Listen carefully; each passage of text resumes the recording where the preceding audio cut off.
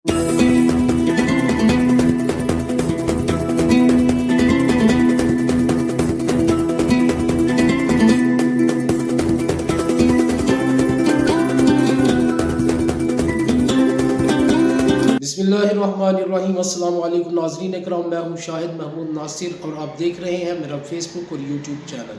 नाज़रीन इकराम, नया कानून जो आने वाला था, हुकूमत जो नया बिल पेश कर रही थी असम्बली के अंदर कि किसी जर्नैल और किसी अदलिया के जज के ख़िलाफ़ कोई बात करेगा तो उसके ऊपर केस बनेगा, डायरेक्ट उसको गिरफ्तार किया जाएगा और 5 से 10 साल की कैद की सज़ा सुनाई जा सकती है और इसकी कोई भी ज़मानत नहीं हो सकती। ये बिल पास करने के लिए जब असम्बली के अंदर ये बातें हो रही थीं और आज इस हवाले से एक इजलास हुआ जिसके अंदर मैंने आपको पहले कहा था कि कैबिनेट के अंदर बहुत से ऐसे लोग हैं जो इस बिल की मुखालफत कर रहे हैं।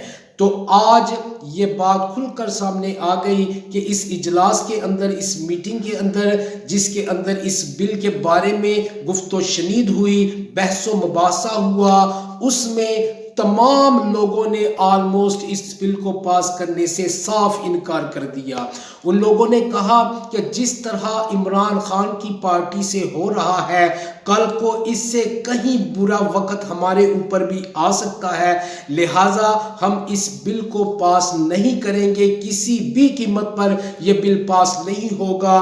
तो इस बिल को पास करने से असम्बली के लोगों के अलावा कैबिनेट के लोगों ने भी साफ तौर पर इनकार कर दिया है।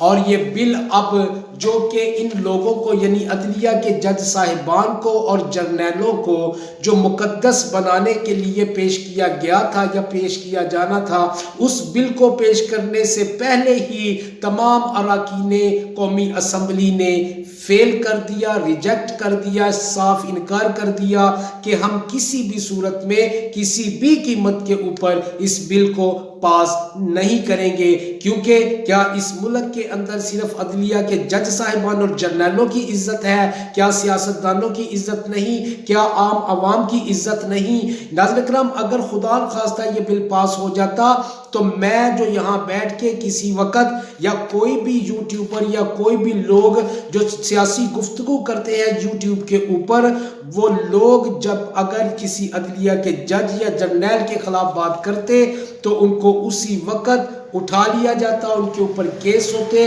उसी वक्त जज के सामने पेश करके उसके ऊपर मुकदमा होता और उसे शायद उसी वक्त सज़ा भी सुना दी जाती। यानी इस कदर तेज़ तरीन सर्वस थी इस बिल के अंदर जो पास करवाने की इन्होंने कोशिश की। लेकिन बहरहाल शुक्र है सियासतदानों की आंखें थोड़ी सी खुली हैं कि उनको ये इस बात का इदराक हो गया कि अगर ऐसा हुआ तो कल को डंडा उनके ऊपर भी चल सकता है। नजर कम जनरल बाजवा का एक बयान सामने आया है। असल में चूंकि कोई भी जब सरकारी मुलाजम अपनी मुलाजमत छोड़ता है तो उसके बाद 2 साल तक ना वो कोई बयान दे सकता है सियासी किस्म का, ना वो किसी पार्टी में शामिल हो सकता है। लेकिन जनरल बाजवा साहब का एक ऐसा माउथ पीस बना हुआ है जावेद चौधरी, जो अपने कालमों के अंदर जनरल बाजवा के जो बातें हैं या वो जो इन्फॉर्मेशन इनको देते हैं वो जावेद चौधरी साहब आगे फॉरवर्ड करते हैं आवाम के सामने अपने कालमों के ज़रिए। इस बार इन्होंने